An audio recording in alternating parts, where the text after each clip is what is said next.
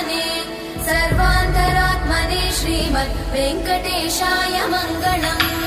स्वतः सर्वविदे सर्वशक्तये सर्वशेषिणे सुलभाय सुशीलाय वेङ्कटेशाय मङ्गलम्। परस्मै ब्रह्मणे पूर्णकामाय परमात्मने प्रयुञ्जे परतत्त्वाय वेङ्कटेशाय मङ्गलम्।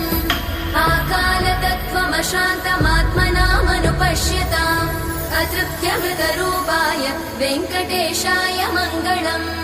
प्रायस्वचरणौ पुंसां शरण्यत्वेन पाणिना कृपया दिशते श्रीमद् वेङ्कटेशाय मङ्गलम्। दयामृततरङ्गिण्यास्तरङ्गैरिव शीतलै अपाङ्गै सिञ्चते विश्वं वेङ्कटेशाय मङ्गलम्। स्रग्भूषाम्बर